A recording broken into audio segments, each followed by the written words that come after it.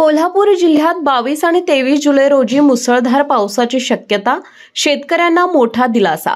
आठवड्याभराच्या विश्रांतीनंतर राज्यात पुन्हा मान्सून सक्रिय होण्याची चिन्हे आहेत। त्यामुळे शेतकऱ्यांना मोठा दिलासा मिळालाय। 20 ते 25 जुलै दरम्यान राज्यातील 18 जिल्ह्यात चांगल्या पावसाचा अंदाज हवामान विभागाने वर्तवलाय। कोल्हापूर जिल्ह्यात 22 आणि 23 जुलै रोजी मुसळधार पावसाची शक्यता वर्तवण्यात आली आहे। कोल्हापुरातील राजाराम बंधाऱ्याजवळ पंचगंगा नदीची पातळी 18 फूट 2 इंचावर पोहोचली असून जिल्ह्यातील 13 बंधारे अजूनही पाण्याखालीच आहेत।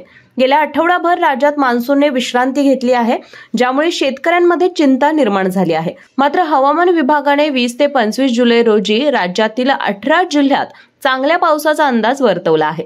त्यामुळे शेतकऱ्यांना दिलासा मिळाला आहे। हवेचा दाब कमी झाल्याने पावसासाठी पोषक वातावरण निर्माण झालं आहे।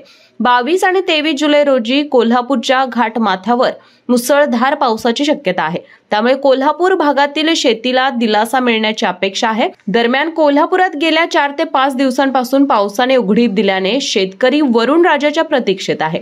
केके न्यूज साठी मिलिंद कांबळे।